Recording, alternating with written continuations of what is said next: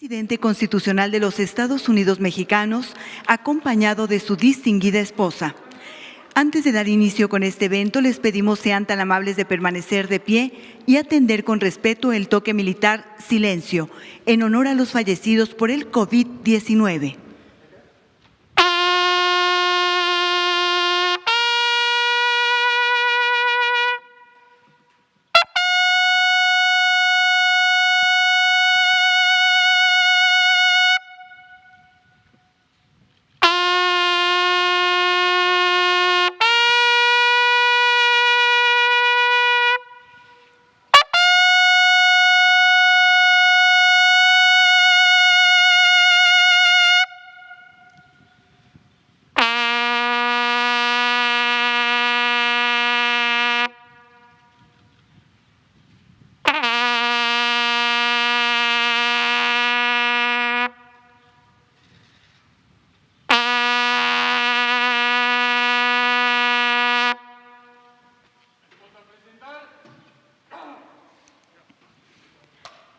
El presidente de México se dirige a la escolta de bandera para saludar a nuestro lábaro patrio.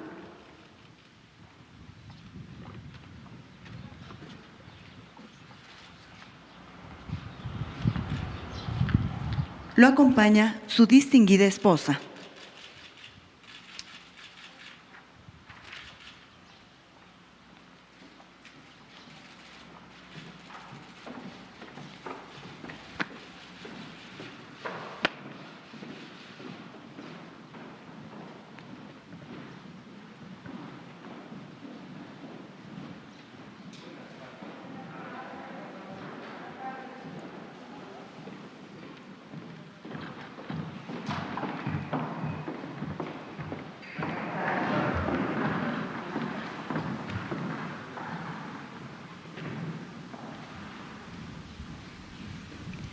A continuación, se rendirán los honores al presidente constitucional de los Estados Unidos mexicanos y comandante supremo de las Fuerzas Armadas.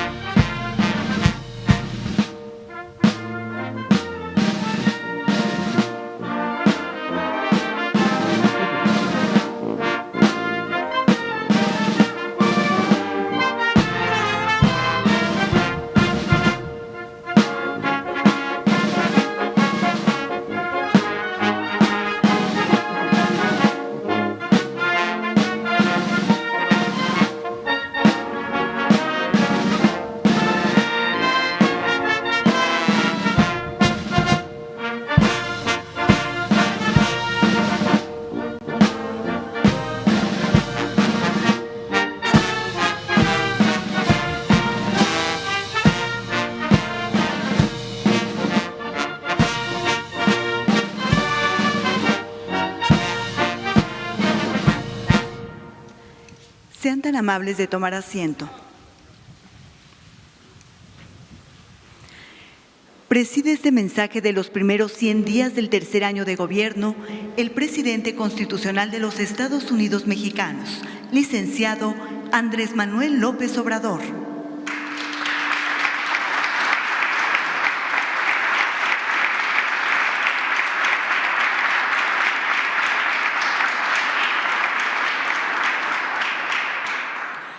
Lo acompañan la doctora Beatriz Gutiérrez Müller, esposa del presidente de la República.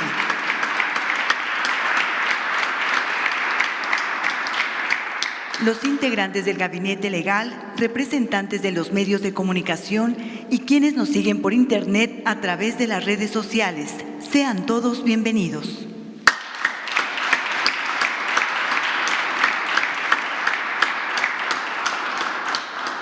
Escuchemos el mensaje que dirige el licenciado Andrés Manuel López Obrador, presidente constitucional de los Estados Unidos mexicanos.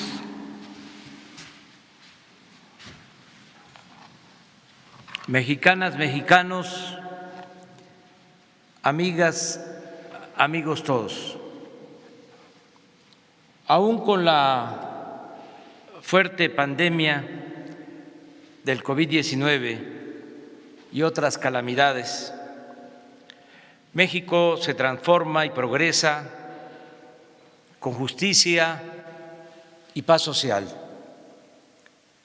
La fórmula de gobernar con honradez y austeridad funciona incluso en circunstancias de crisis y a pesar de la nefasta herencia que recibimos del periodo neoliberal.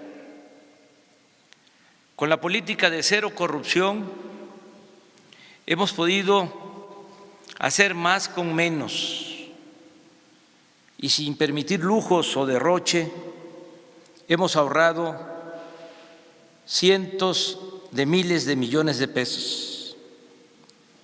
Se mantienen finanzas públicas sanas. No hemos contratado deuda adicional a lo aprobado por el Congreso.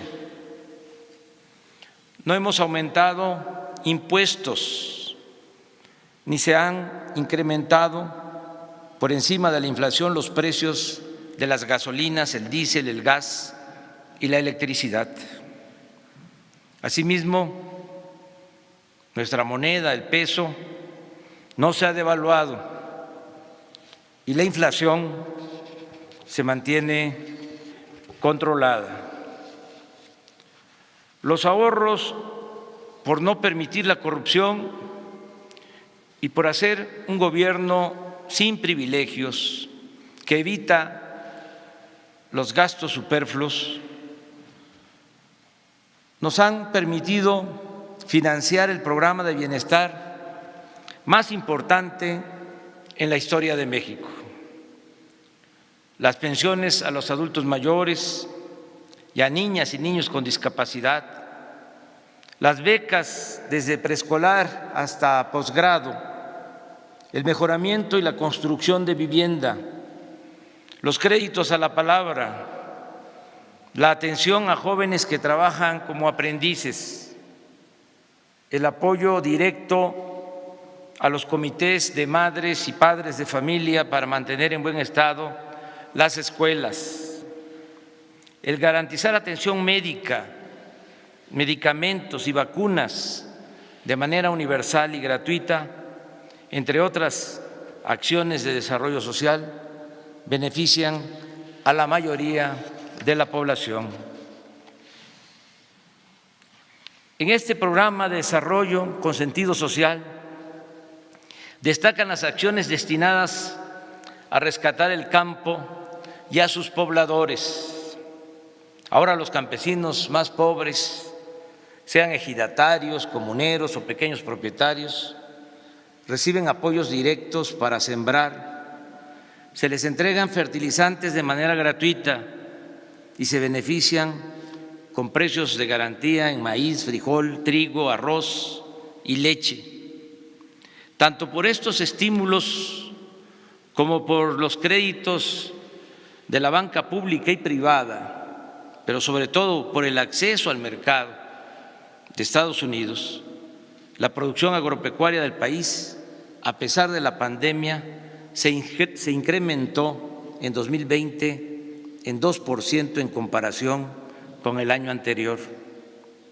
En cuanto a la pesca, también aumentó el volumen de captura de las distintas especies y por primera vez se entregaron apoyos directos en efectivo a 200,000 pescadores de escasos recursos económicos. Mención especial merece el programa Sembrando Vida, por tratarse del esfuerzo más grande de reforestación en el mundo. En esta importante labor trabajan 420,000 campesinos que reciben un jornal de 5,000 pesos mensuales para plantar árboles frutales o maderables en sus parcelas.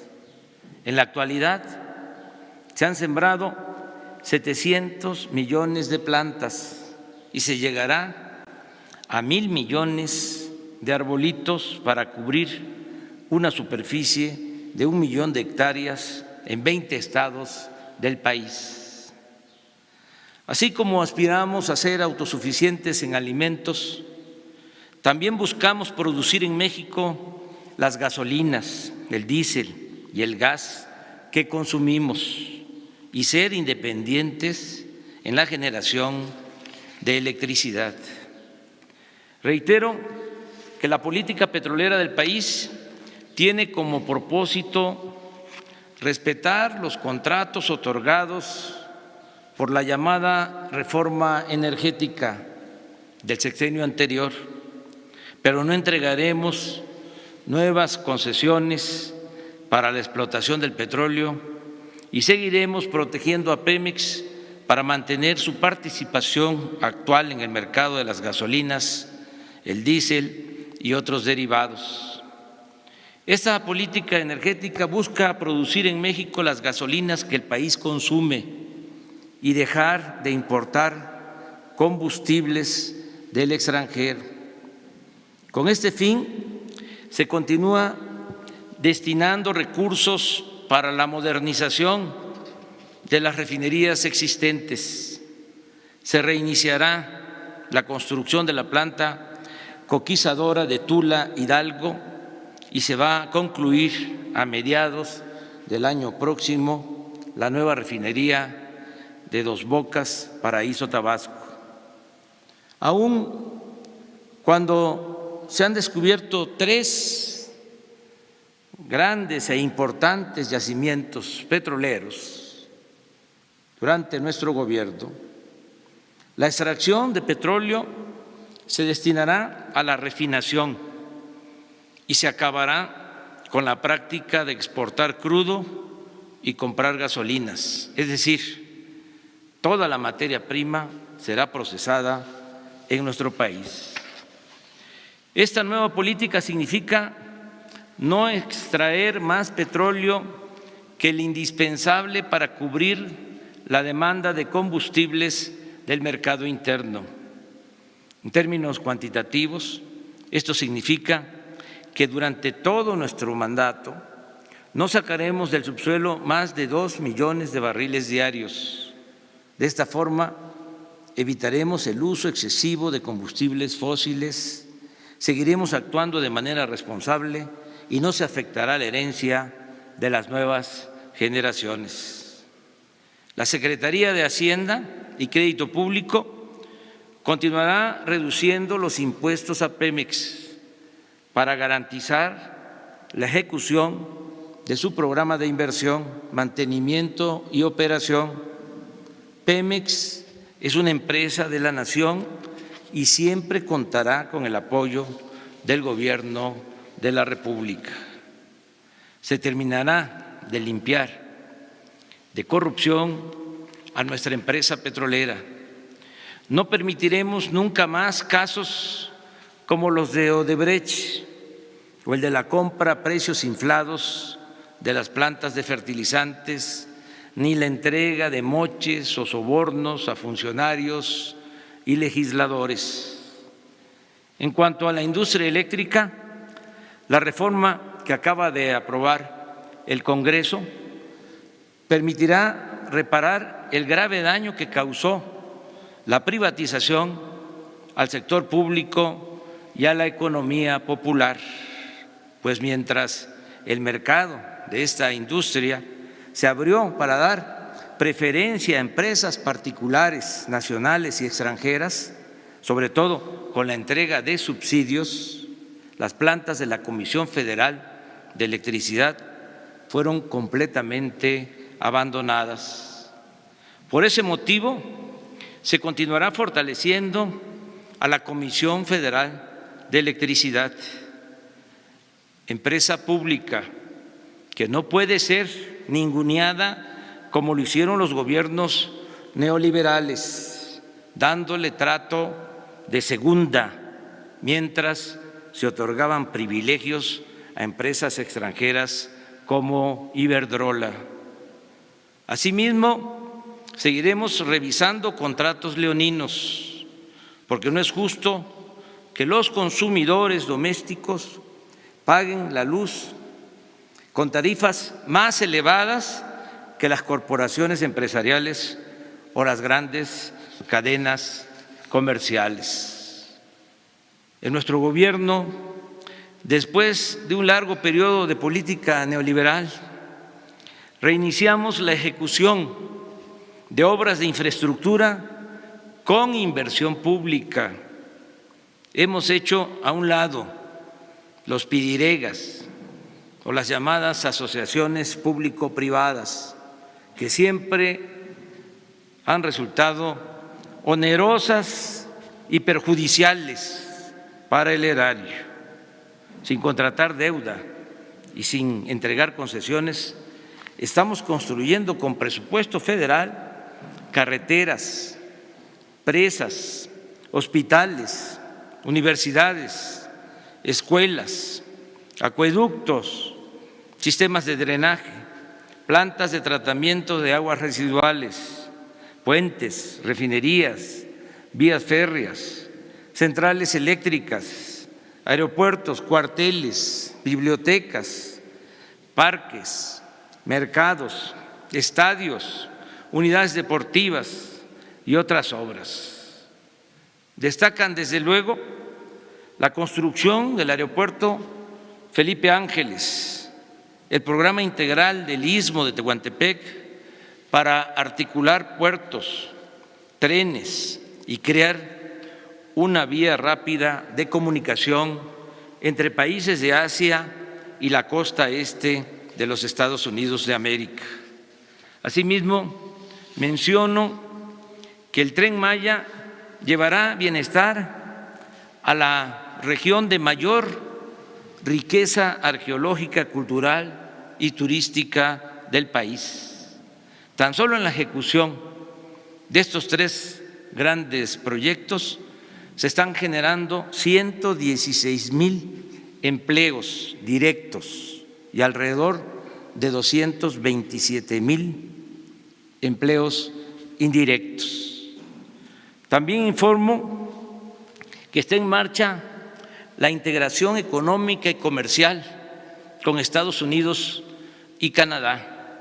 El acuerdo de cooperación con soberanía entre nuestros países significa producción, empleos, mejores salarios y crecimiento en el norte del continente americano, pues solo así, sumando esfuerzos, inversiones, talento y mano de obra, podremos salir adelante en el complicado escenario de la economía y del comercio mundial.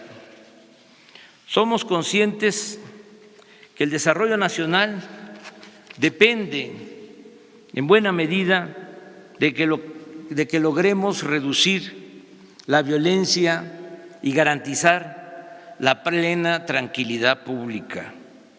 Con este propósito y bajo el principio de que la paz es fruto de la justicia, estamos atendiendo a los jóvenes, creando empleos, haciendo realidad el derecho a la educación, combatiendo la pobreza, fortaleciendo valores culturales, morales y espirituales y también, desde luego, actuando con profesionalismo, perseverancia, coordinación y respeto a los derechos humanos para garantizar la seguridad pública. Fruto de este trabajo conjunto de todos los días son los siguientes resultados. En el tiempo que llevamos en el gobierno se redujo el robo de combustibles, el llamado huachicol, en 95%, los homicidios en 1.6%, el robo de vehículos en 40%, el secuestro en 38%, y así en casi todos los delitos del fuero común y del fuero federal. En suma, de 11 delitos considerados como de mayor impacto, solo 2 han presentado aumentos: el feminicidio, que creció en 8.5% y que posiblemente antes no se clasificaba como ahora, y la extorsión, que aumentó en 21%.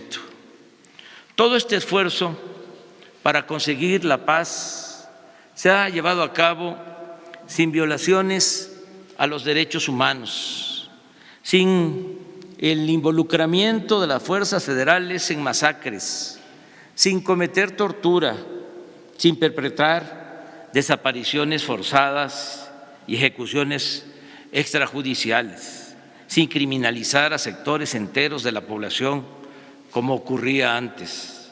Aquí destaco la importancia de la creación de la Guardia Nacional, que ya cuenta con 100,000 elementos, los cuales operan desde 157 cuarteles construidos por los ingenieros militares en todas las regiones del país. Expreso mi reconocimiento sincero y fraterno a las Fuerzas Armadas. Sin la lealtad de las Secretarías de Defensa y de Marina y sin su entrega al pueblo, no tendríamos los mismos resultados en seguridad, en desarrollo y en bienestar. Con las Fuerzas Armadas ayudamos a la población afectada por huracanes, inundaciones, temblores, incendios y otros siniestros. Y con ellas, con las Fuerzas Armadas, contenemos a la delincuencia organizada e impulsamos la reconstrucción de la seguridad y de la paz en las regiones del país más afectadas por la violencia delictiva. Con personal militar se cuidan las instalaciones estratégicas de la nación, se evita el robo de hidrocarburos, se enfrenta el contrabando, se persigue la corrupción en los puertos y se defiende la soberanía, se protege a migrantes y, por si fuera poco, las Fuerzas Armadas nos ayudan en la construcción de obras de infraestructura para el desarrollo del país. Recordemos que sin los ingenieros militares y marinos no estaríamos en este proceso de construcción de obras y servicios, de acciones tan relevantes como el dragado o desasolve de ríos, la limpieza de playas, la construcción de canales, las sucursales del Banco de Bienestar, los cuarteles de la Guardia Nacional, los viveros para las plantas del programa Sembrando Vida, el manejo de la logística y la distribución de las vacunas contra el COVID. Sin su ayuda no habríamos podido realizar la tarea de reconstrucción o terminación de hospitales que el régimen neoliberal dejó abandonados o a medio construir.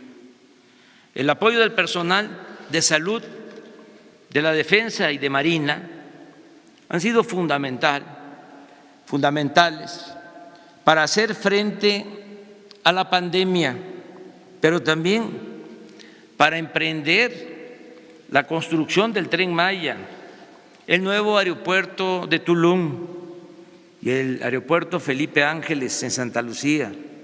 Adicionalmente, nuestros institutos castrenses han participado en la transformación de la antigua prisión de las Islas Marías en centro cultural, ecológico y turístico. En fin, el apoyo de las Fuerzas Armadas en la transformación de México ha sido, repito, fundamental y estratégico. Sin duda, no habríamos podido enfrentar a la delincuencia y garantizar la seguridad de los ciudadanos con la extinta Policía Federal, que estaba podrida casi por entero, como lo prueba el hecho de que uno de los anteriores secretarios de Seguridad Pública permanece en la cárcel en Estados Unidos acusado de asociación delictuosa y lavado de dinero.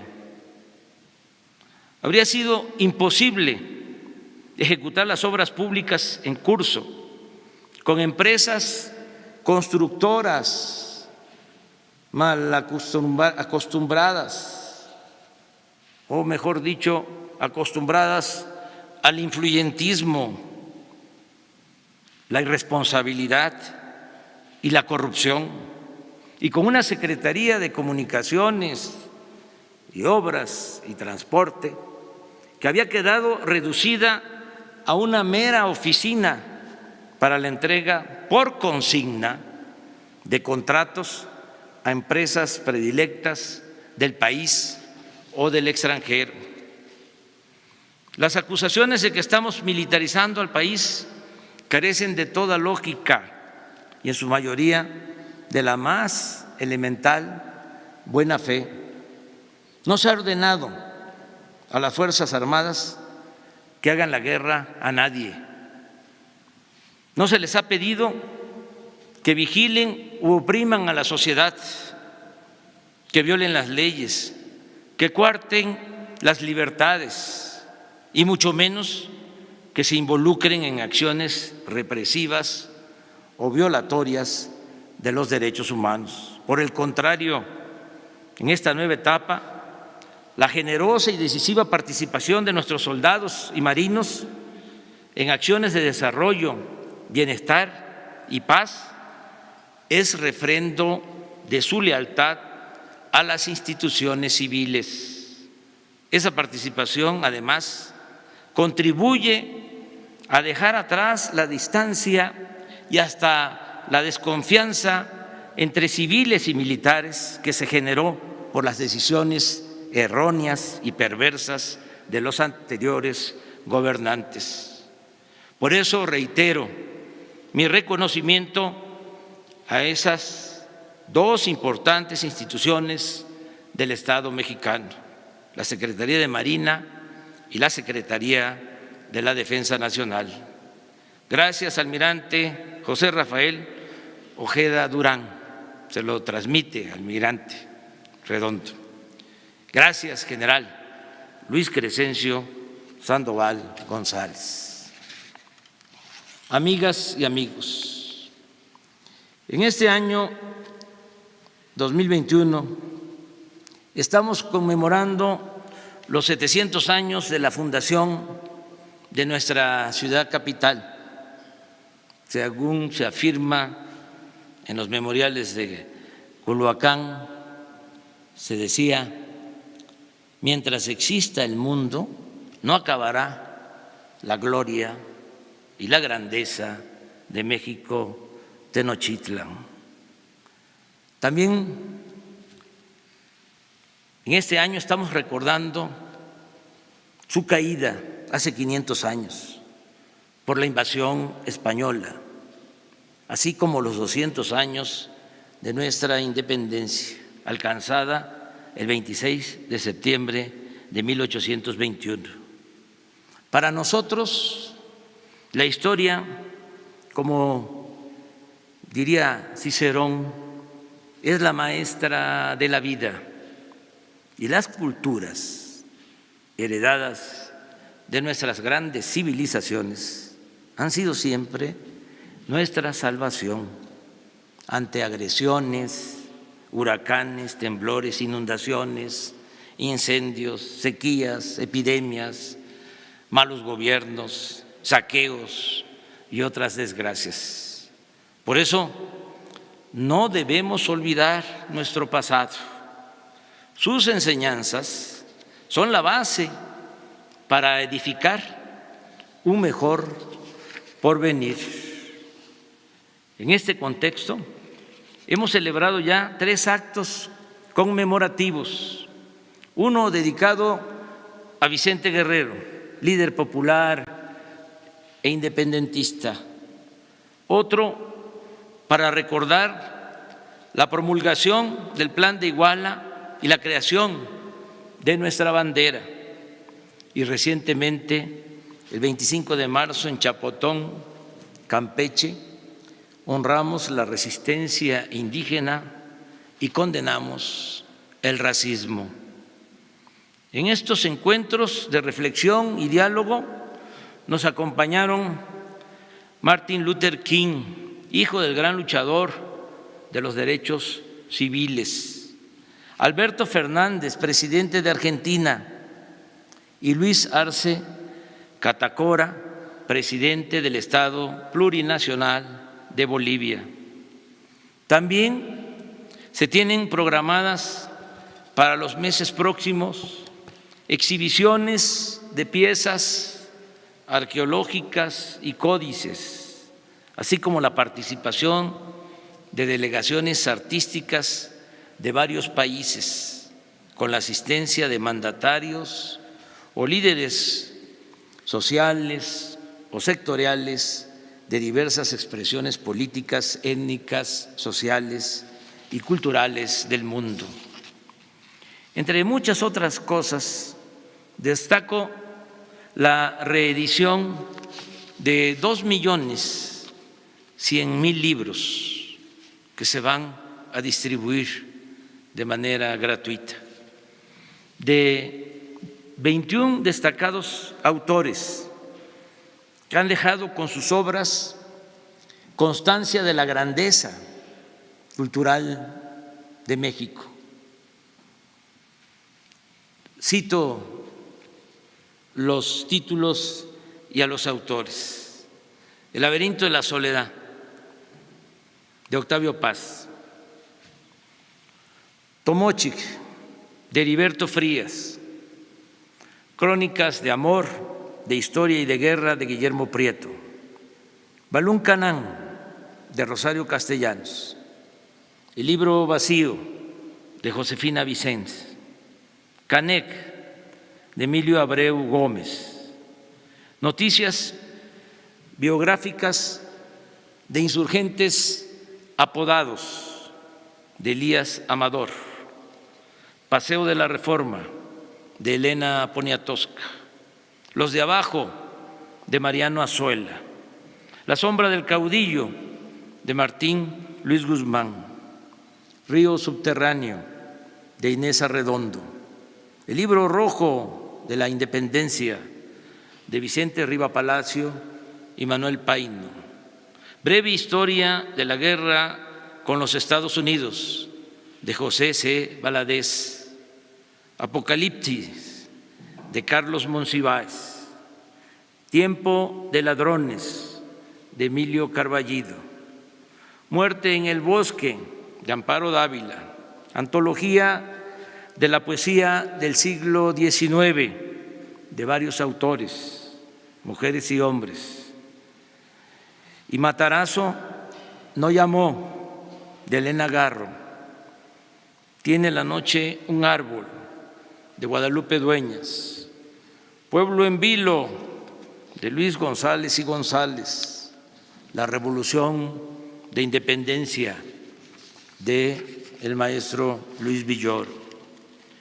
Amigas y amigos, pese del tremendo daño causado por la pandemia de COVID-19, que además del sufrimiento de millones de enfermos ha provocado un inmenso dolor a familiares por la pérdida de sus seres queridos, poco a poco vamos construyendo una nueva normalidad. En estos últimos tiempos han bajado los contagios, las hospitalizaciones y, lo más importante, los fallecimientos. Y precisamente ahora estamos contando con más dosis de vacunas para proteger lo más pronto posible a toda la población. Ya comenzamos con los más expuestos a contraer el virus y con los más vulnerables. El plan de vacunación comenzó con el personal de salud de hospitales COVID y ahora estamos atendiendo a adultos mayores de 60 años de todo el país. Contamos hasta el día de hoy con 12.300.000 334.445 dosis y hemos aplicado hasta hoy también 7.401.513. Y reitero, el compromiso de terminar de vacunar a todos los adultos mayores del país en este mes próximo, en el mes de abril. De esta manera, según los especialistas, se podría reducir la mortalidad por COVID en un 80%. Además, inmediatamente después de concluir con la población adulta, vamos a vacunar a los trabajadores de la educación, tanto del sector público como del sector privado, para reiniciar clases presenciales, de ser posible antes de terminar el ciclo escolar. Termino en este caso informando que tenemos contratos para recibir vacunas suficientes y proteger pronto, muy pronto, a toda la población. Además, 2 vacunas se están envasando en México, CanSino y AstraZeneca, y ya se empezaron a producir millones de dosis por semana de estas 2 vacunas. Aprovecho para agradecer a todas las empresas farmacéuticas y centros de investigación por su actuación responsable. Ya hablé de 2 vacunas y agrego Sinovac. El Centro Gamaleya, que desarrolló la Sputnik 5, y Pfizer, compañía que se ha comportado a la altura de las circunstancias. Asimismo, en nombre del pueblo de México expreso nuestra gratitud a los gobiernos de Argentina, Rusia, India, China y Estados Unidos. En este asunto tan profundamente humano no hay cabida para el egoísmo o las disputas hegemónicas. Por encima de todo, debe prevalecer siempre la fraternidad universal. En lo económico y en lo social también vamos saliendo de la crisis. La actividad productiva y comercial empieza a reponerse sin que hayamos recurrido al endeudamiento, sin aumentar impuestos y sin gasolinazos, solo con los ahorros por el combate a la corrupción, con eficiencia administrativa, con mucho trabajo y con austeridad republicana. El pronóstico de crecimiento para este año ha ido subiendo y ahora hasta los más precavidos aceptan que será del 5%.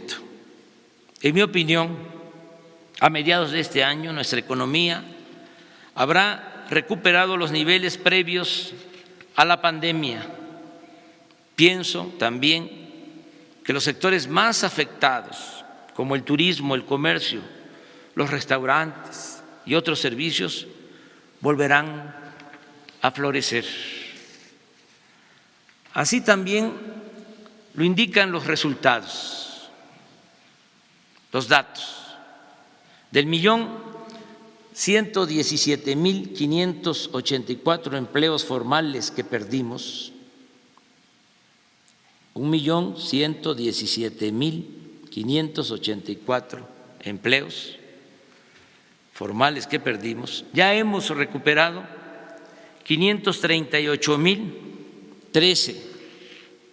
Esto se ha logrado también gracias al apoyo de los migrantes que en 2020 enviaron a sus familiares 40.600 millones de dólares, una cifra récord, y que siguen nuestros paisanos, héroes, heroínas, vivientes, siguen mandando dinero a sus familiares en México. En este primer trimestre tenemos datos y hemos hecho una estimación que van a aumentar las remesas en 13% en relación con el mismo periodo del año pasado.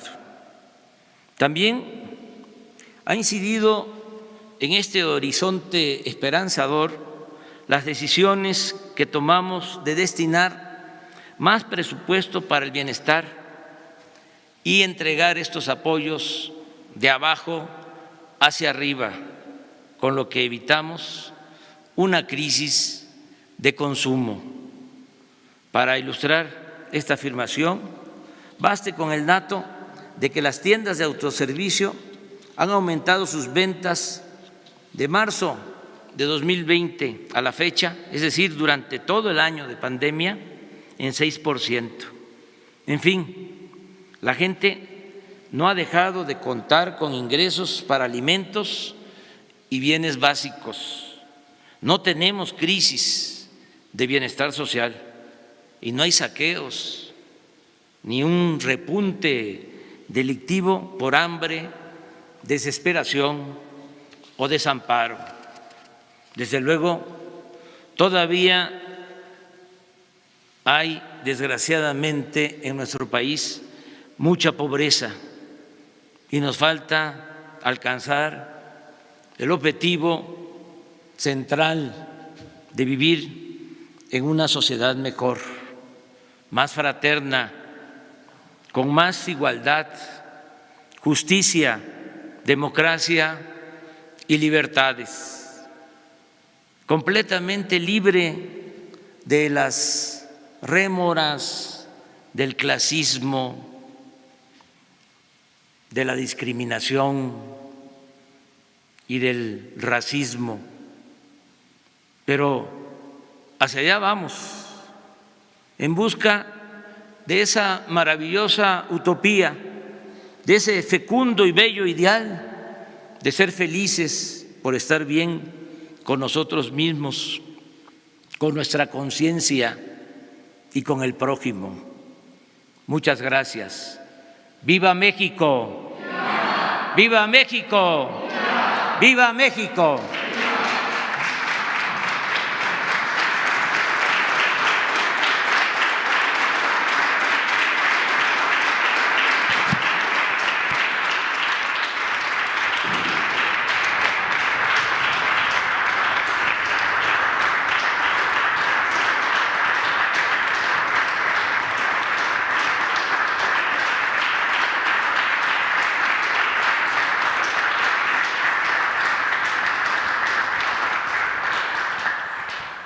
Finaliza este evento con los honores al presidente de los Estados Unidos mexicanos. Se les invita a permanecer de pie para entonar nuestro himno nacional.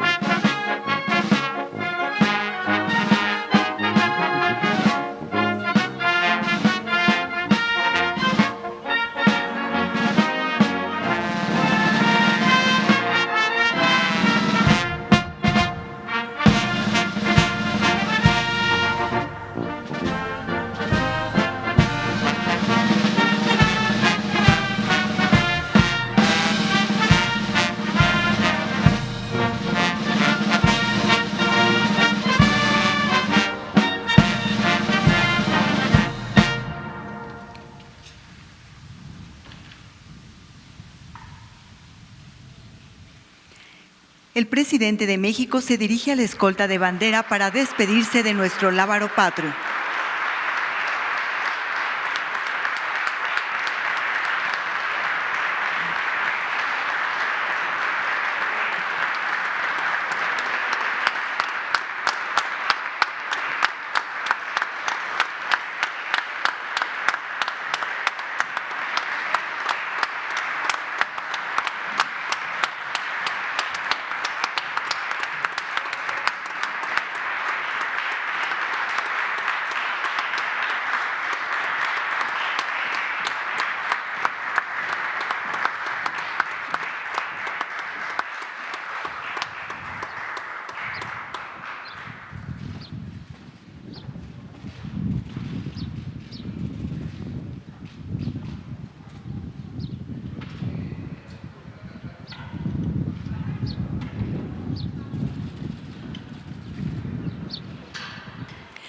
Se agradece la asistencia del presidente de México, de su distinguida esposa y funcionarios que lo acompañaron. Muy buenas tardes.